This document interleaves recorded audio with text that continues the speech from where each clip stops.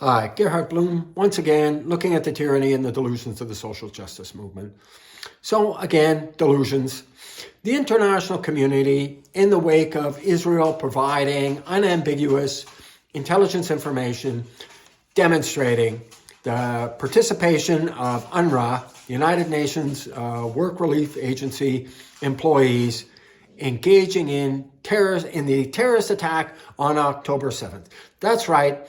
Employees of the United Nations engage in terrorist operations on October 7th. So surprise, surprise, except the international community has known for years that UNRWA has been, infiltrated by Hamas and Palestinian Jihad, Islamic Palestinian Jihad. About 25% of male employees working for UNRWA, Hamas. They're either engaged in facilitating terrorist operations or engaged in the political movement that is Hamas. And I remind you, Hamas is a designated terrorist organization. So this is no surprise at all, but of course these countries now, in the possession of evidence they already undoubtedly were aware of, are suspending funding. Great. But no, this is no surprise. In my book, I talk about how inspectors from the UN inspected schools. This was just a couple of years ago, found that the textbooks in these UNRWA-run schools are still teaching martyrdom and jihad to little kids. I mean, little kids, right? All throughout grade school, preaching jihad. And I mentioned this, has nothing to do with UNRWA, has to do with the Palestinians. Cartoons. They used to be on YouTube, and likely they still are because I may get censored for my videos, but you show little cartoons of, teaching martyrdom and jihad to preschoolers, right? Preschools, little, cartoon figures teaching jihad and killing of Jews to little innocent children. Shocking and appalling. And we wonder why, the suicide and the jihadism. There was a survey done in Gaza several years back now. It was an institution run out of Gaza. They did a survey of 700 kids, boys between 8 and 15 years old. 1,000 boys between 8 and 15 years old. Out of those 1,000, 700 wanted to grow up to be martyrs. Martyrs, that means not like Christian martyrs, right? Where you refuse to renounce your faith, so you're thrown to the lions. No, Islamic martyrs, they kill innocent people before themselves getting killed. Terrible.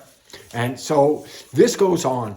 And yes, and in addition to the participation and facilitation of terrorist operations and this ideological indoctrination, these UNRWA schools and the hospitals sequestering weapons, right, that are killing innocent people.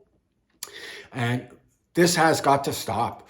And no, pardon me, there is no two-state solution. That's something that the Palestinians can agree on. That's something the Israelis can agree on. The Palestinians, whether they're supporters of the Palestinian Authority or supporters of Hamas, they reject any two-state solution. And, those dancers, the rave participants that were killed on October 7th, many of whom were, peace motivated, right? They think, basically flower children, and they got slaughtered. So the citizens of Israel have woken up to this reality that no, there is no two-state solution. Israel needs to occupy Gaza, and it needs to have some other international agencies run those schools and the hospitals, or they have to take over the administration themselves. For generations, Palestinians have been absolutely weaned from birth on genocidal, eliminationist, rejectionist ideology. And it brings them nothing but grief. And I mentioned this previously. Oh, those poor mothers, when they're misbegotten children, blow themselves up as suicide bombers. They dance in the streets. And I mean that literally. They dance in the fucking streets. And after the relatives and supporters finish dancing, they put up posters. They put up posters of these killers, these mass killers, and worship them as, yes, martyrs. Nothing but pain and grief for the Palestinians. And this will not change unless, that vile ideology is interrupted and you don't get further generations of Palestinians with this genocidal ideology. And that's exactly why none of the countries in the surrounding region wants him.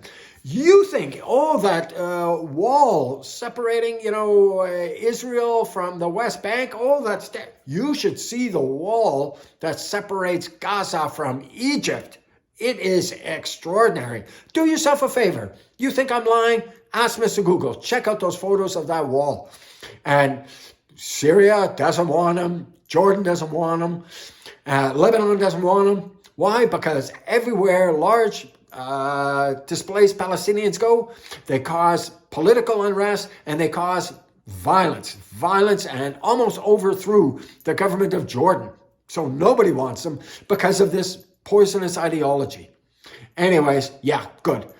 Oh, and before I forget, you know who knew about this? Knew about this? The UNRWA and, sending money, facilitating terrorism?